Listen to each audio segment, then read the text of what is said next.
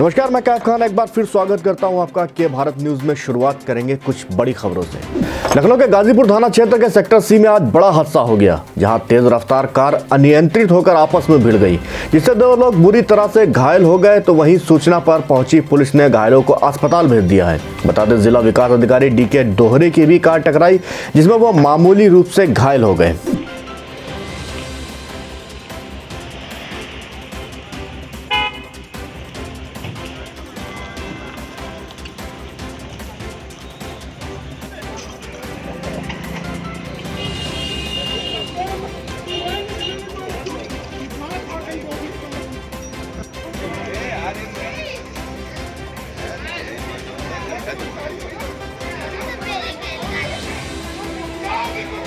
बुलंदशहर के खुर्जा कोतवाली क्षेत्र के नगला कोठी में चोरों ने क्रॉकरी के कारखाने में लाखों की चोरी की वारदात को अंजाम दिया। आपको बता दें, छत काटकर कारखाने में उतरे चोर 25,000 की नकदी समेत कारखाने में लगा इन्वर्टर बैटरा, LCD, नोब की फिटिंग के 2 बोरे और एक रिक्शा चुरा ले गए।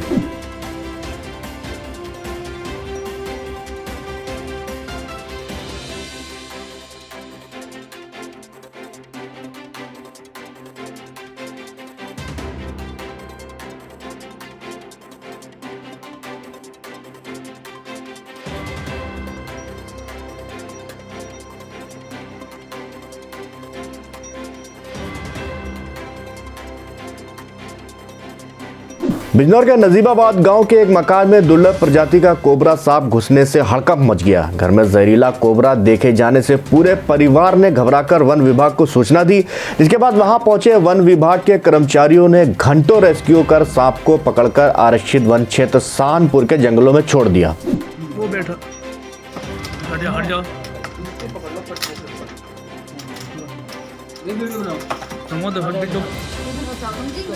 आराम से पकड़ा वो दिक्कत बिल्कुल आराम से पकड़ा आराम से। ये गिरा दो बर्तन गिरा दो।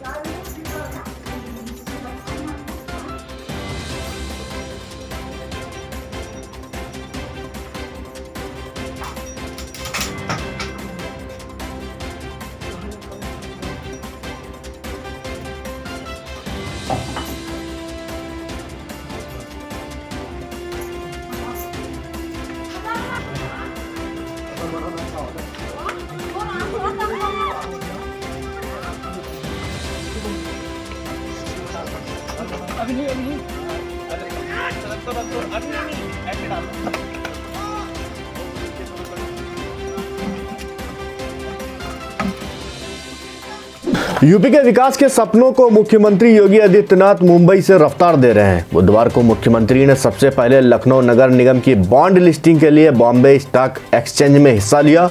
उन्होंने ये घंटा बजाकर लखनऊ नगर निगम के बॉन्ड जारी किए। लखनऊ नगर निगम ने राजधानी के सौंदर्यीकरण और साफ सफाई के लिए 200 करोड़ रुपए के बॉन्ड भी जारी किए। वहीं कोरोना काल के बावजूद इसे 225% सब्सक्रिप्शन मिला। अब बॉम्बे स्टॉक एक्सचेंज में सीएम योगी ने बॉन्ड लॉन्च किया है। सीएम के मुंबई दौरे में डिफेंस सेक्टर में निवेश को भी प्राथमिकता दी गई है। लगभग 700 अर्बन बॉडी उत्तर प्रदेश के अंदर है, जहां पर 8 करोड़ की आबादी निवास करती है। और अगर प्रदेश की राजधानी लखनऊ इस प्रक्रिया के साथ जुड़ रहा है तो स्वाभाविक रूप से अन्य नगर निकायों को भी इसकी प्रेरणा प्राप्त होगी, वे इसका मार्गदर्शन करेंगे। और इसलिए मैं उत्तर प्रदेश में नगर निकायों की दृष्टि से इसे एक नए युग की शुरुआत मानता हूँ। हम सब जानते हैं कि देश के अंदर 1997 में बुलंदशहर के खानपुर थाना क्षेत्र में एक सप्ताह के अंदर दूसरी बार गौकशी की वारदात से लोगों में भारी आक्रोश देखने को मिला। हिंदूवादी संगठन ने पुलिस पर गौकशों से मिलीभगत कर गौकशी करने का आरोप लगाया है।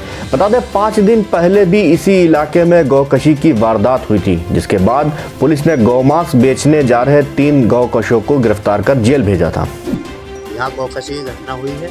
अब से 2-3 दिन पूर्व भी पहले घटना हुई थी और इसमें बहुत बड़ी लापरवाही है पुलिस प्रशासन की, जो दिन प्रतिदिन गौ हत्या के केस बढ़ते जा रहे हैं और ये लापरवाही किसी भी कीमत पर बर्दाश्त नहीं की जाएगी। और उसमें जो पहले भी गौकशी हुई थी उसमें भी अभी 2 आरोपी गिरफ्तार नहीं हुए, फरार हैं और हमें सख्ती से अब प्रशासन के खिलाफ खड़ा होना पड़ेगा। पहले क्या दिन पहले कची हुई थी? अभी 4 दिन पहले 3-4 दिन पहले रोज घटना हुई थी, यहीं पे ही घटना हुई थी इसी क्षेत्र में? हाँ जी, इसी क्षेत्र में हुई थी और इसमें गैंग है कम से कम 10-12 लोगों का, फिर भी पुलिस निराशजनक कार्य कर रही है।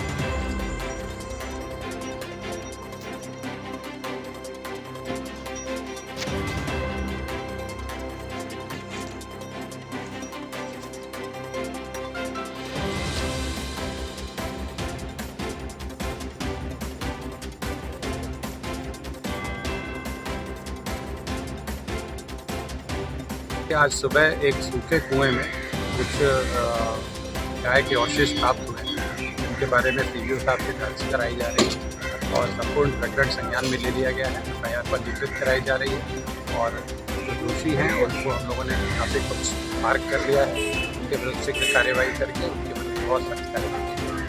मलियाबाद के महात्मा गांधी इंटर कॉलेज में मंगलवार सुबह खंड स्नातक शिक्षक चुनाव की शुरुआत हुई, जिसमें आईएसएम महिलाओं ने बढ़ चढ़कर हिस्सा लिया। कुल खंड स्नातक के 1558 मतदाता थे, जिनमें से 704 ने वोट डाले, जबकि शिक्षक के 130 में से 93 वोटों का मतदाताओं ने मताधिकार का प्रयोग किया। एसपी ग्रामीण हृदय कुमार ने बताया कि मतदान केंद्रों पर शांतिपूर्ण तरीके से चुनाव संपन्न हुए, इसमें किसी प्रकार से कोई गड़बड़ी की खबर नहीं मिली। वहीं मौके पर भारी सुरक्षा बल भी मौजूद रहा। ये तो आपने देख ही लिया होगा, अब तो चुनाव कंक्लूड हो रहा है, अच्छी खासी संख्या में यहाँ फोर्स मौजूद है, थाने की मोबाइल भी है और प्रत्येक सेंटर पे एक निरीक्षक को प्रभारी के रूप में लगाया गया था। उनके अतिरिक्त महिला पुलिस बल भी हमारे साथ में था, 2 सशस्त्र आरक्षी भी सेंटर की सुरक्षा के लिए थे और कहीं कोई ऐसी बात नहीं थी। हम लोग खुद भी ग्राउंड पर थे, आपने देखा, मैं उसी के अंतर्गत यहाँ पर आया हूँ। तो सुरक्षा को लेकर ऐसी पहले से कोई इनपुट भी नहीं था, लेकिन फिर भी हम लोग अपने ओर से एहतियात के लिए पूरे सुरक्षा प्रबंध किए थे। यहाँ पर रसीद नंबर रहा है, उसके ऊपर कपड़ा लगा।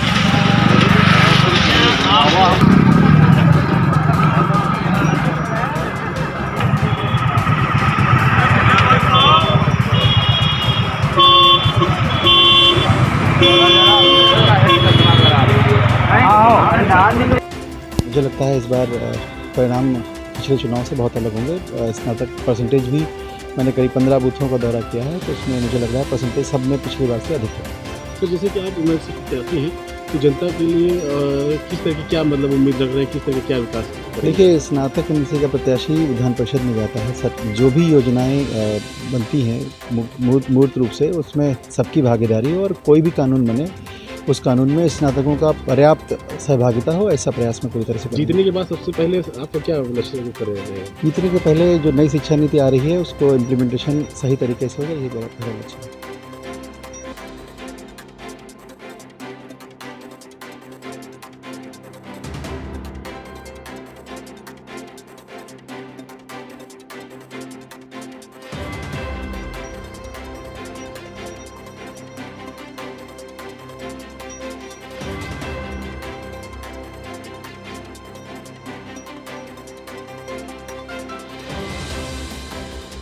लखनऊ पुलिस कमिश्नर ने यातायात को लेकर नया अभियान शुरू किया है। वाहनों से होने वाले अपराध को देखते हुए हाई सिक्योरिटी नंबर प्लेट लगाना अब अनिवार्य हो गया है।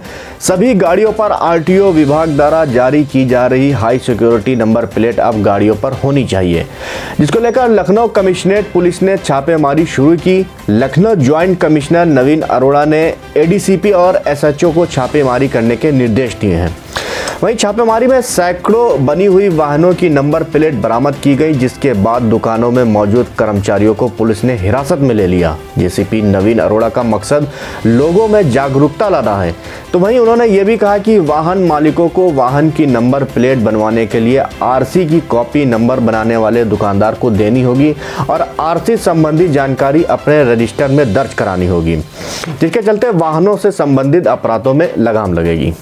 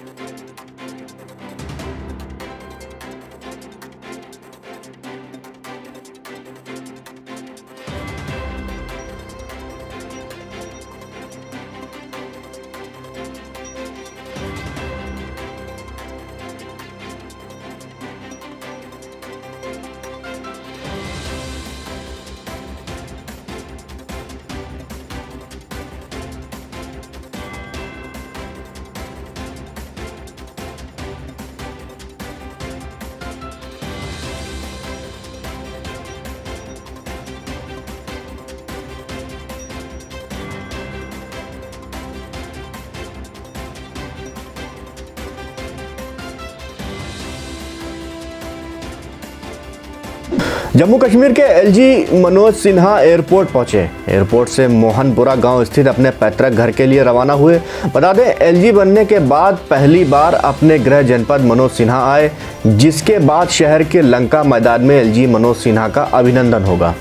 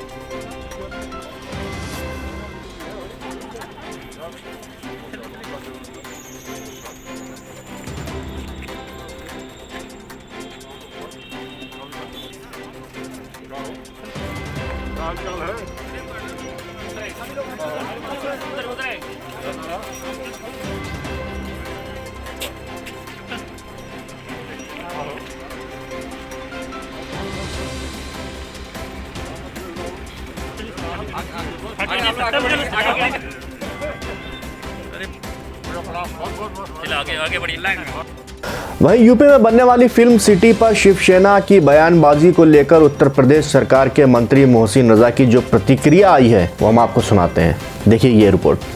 देखिए, आज जिस तरह से मुंबई में आदरणीय योगी जी के पहुंचने पर महाराष्ट्र की सरकार, उनके मुखिया उद्धव ठाकरे जी, संजय राउत जी जो उनके प्रवक्ता हैं, पूरे के पूरे लोग घबरा गए हैं। उनकी घबराहट स्वाभाविक है कि जिस तरह से वो कह रहे हैं कि हमारे यहाँ मैग्नेटिक पावर है, तो मैग्नेटिक पावर तो आदरणीय योगी जी का देखने को मिल गया ना। किस तरह से तमाम उद्योगपति, तमाम फिल्म इंडस्ट्री के लोग, तमाम एक्टर्स एक्ट्रेसेस योगी जी से मुलाकात कर रहे हैं। उनके द्वारा बनाई जा रही उत्तर प्रदेश में फिल्म सिटी, उसको लेकर विश्वास जता रहे हैं, जिस तरह से मिस्टर समिट में जताया था।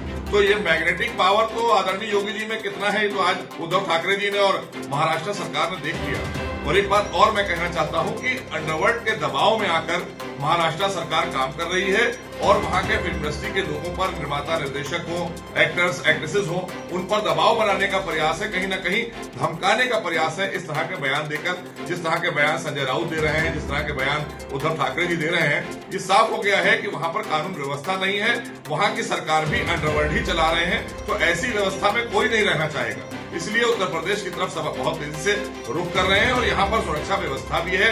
तमाम यहाँ पर धरोहरें हैं, राष्ट्रीय धरोहर हैं, यहाँ की संस्कृति देश की यहाँ दिखती है।